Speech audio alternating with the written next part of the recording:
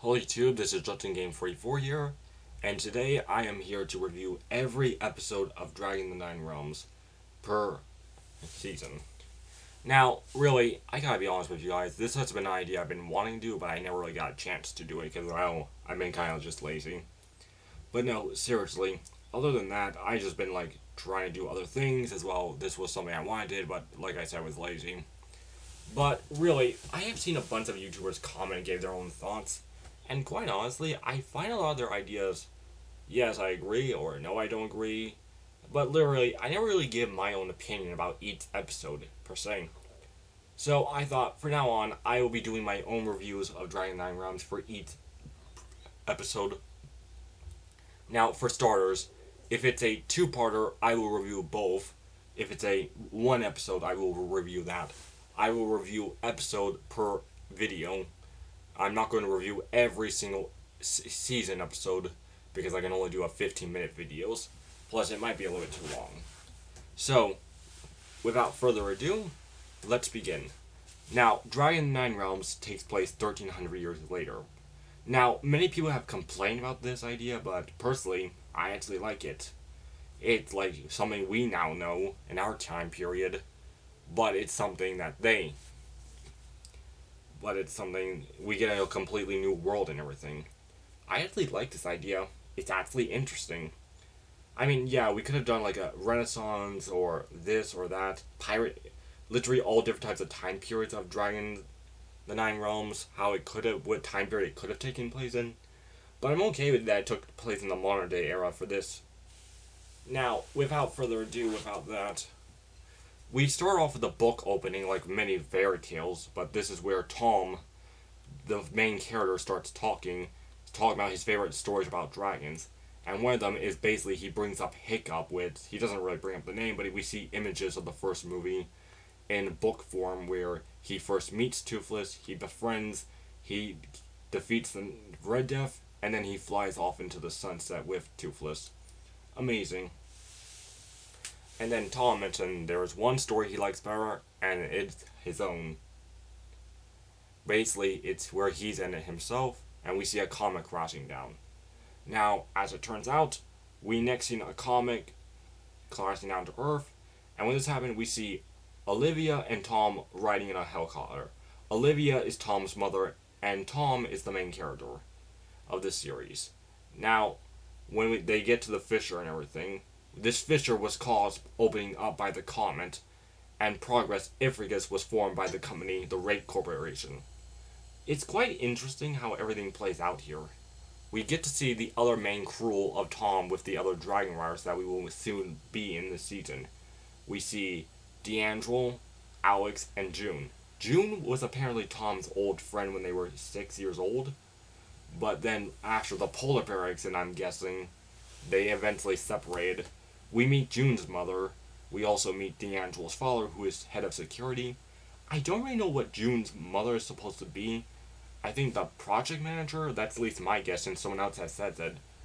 But Olivia is also one of the scientists who works here, and she's the one that pretty much guessed this fissure was going to open up by the comet before it happened, and because of this, it was named after Carlson Fissure, which I gotta say, it's interesting.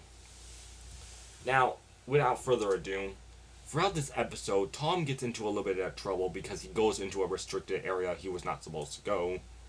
Now, I was disappointed with the tour thing because I did find it to be boring, but I will admit, I was like, maybe in future episodes or seasons we will see these other rooms. That's at least my theory. But nonetheless, Tom wants to get a little adventure and decides to go down. He sees something down in the fissure, and a worker notices he's not supposed to be there, but before anything else could happen, the whole entire earthquake happens, which causes a part of the building to collapse, and the worker that called Tom out started to fall, actually almost fall to her death, but Tom was able to save her in time and call the alarms and get help while getting the rope and everything to try to pull her up. The chief of security, anyway, I'm not gonna lie here, he saves her life, but then when June's mother, who is May, she comes and gets mad because Tom was not supposed to be there and everyone kind of changed their minds. Now, to be honest with you, during this time, we already get this whole entire polar bear incident with May bringing up 2 times and June brought up 1 time with all their friends. But really, the polar bear incident where Tom went into the polar bear habitat to pet the polar bear or something, and he said it was lonely. Now, I'm really not gonna lie. A lot of people saying that was annoying and that was completely, why did they have to bring it up 3 times? Personally, to me, I don't really care that much because I have a bunch of relatives that will keep repeating the exact same thing in the same day. So in a way, this is kind of like real life to me when that whole entire incident happened. Now, nonetheless, Olivia goes back to her dome. As it turns out, there's like a neighborhood and like a store that we will see in season 2. But nonetheless, it's pretty much like a little town here, but all the buildings are domes. Not really great, I would say, but I can see where they're going. It's like a little town in a way. With all this done, Tom mentions that he was probably in the wrong, that I shouldn't have gone, but I should have listened. Although he technically did save a life. I did like with the, at least somewhat, the chief of security had to say. I can't remember his name. But nonetheless, he technically said he was stupid, but at the same time it was brave. Now, when we get to the dome and everything, like I just said, really, Tom starts bringing up despite what happened, can you blame him? He's a descendant of the Vikings. Which we see a helmet. It does look similar to the one that Hiccup has, but it is different. One detail I had noticed, though, that someone pointed out, that Tom was actually wearing the helmet backwards, that we will eventually find out what was it, the symbol, by the end of this season, which I will go over by the time we get to that episode. But nonetheless, Olivia and Tom kind of like have a little fight, with acting like warriors, Vikings. Of course, Olivia is still being serious in a way.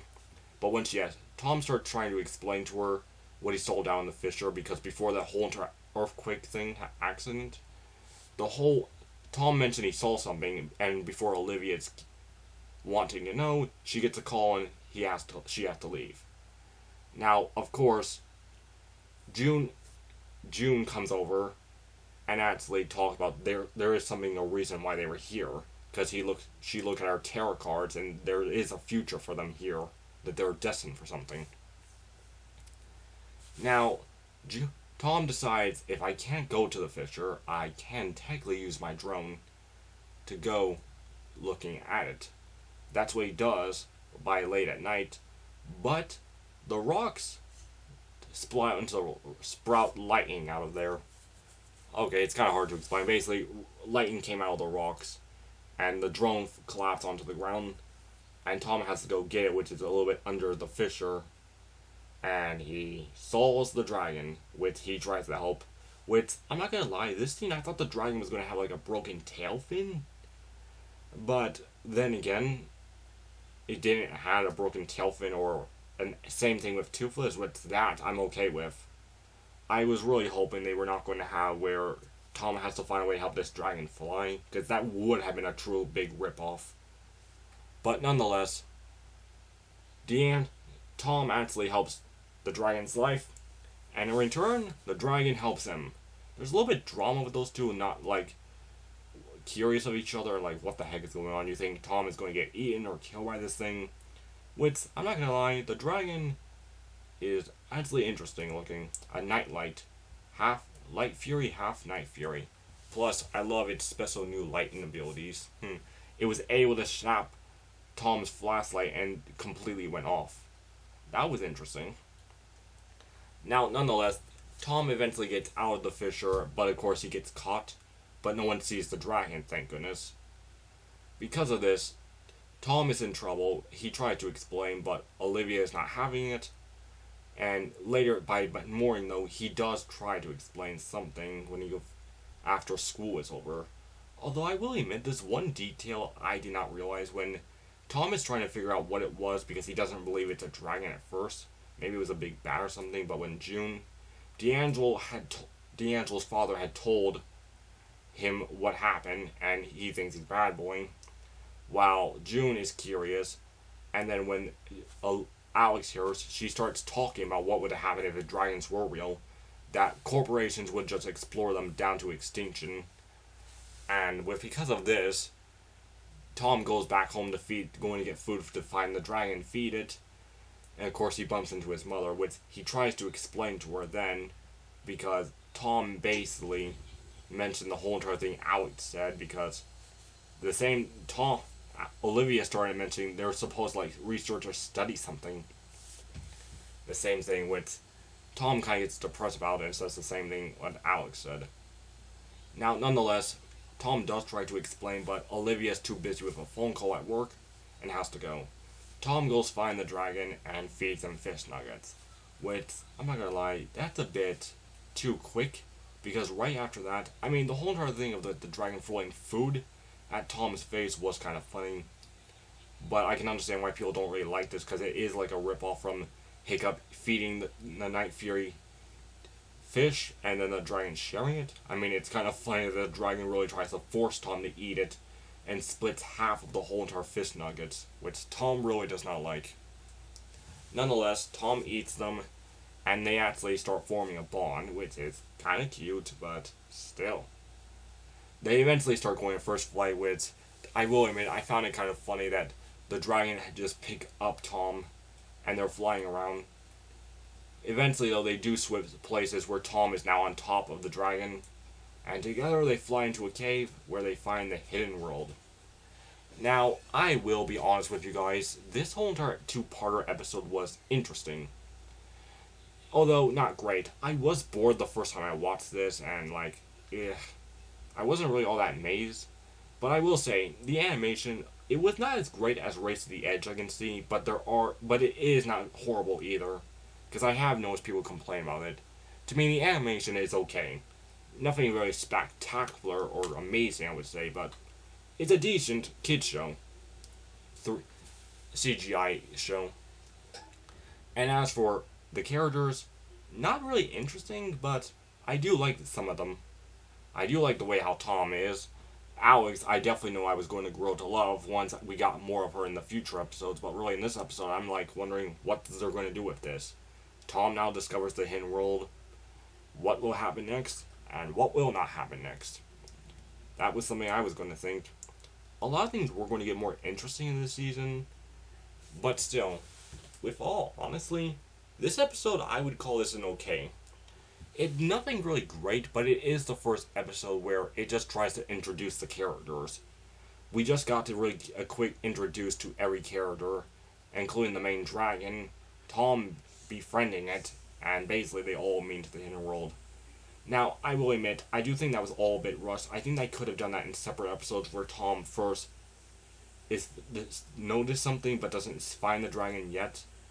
And, everything else with finding the dragon in another episode, getting to know around this Fisher a little bit more, some of the characters, and just a little bit more of just getting to know things before the dragon discovering the hidden world. At least meeting the dragon could have waited until the second episode, and the hidden world discovery could have been in the third episode, type thing. But in all honesty, this was still an okay episode.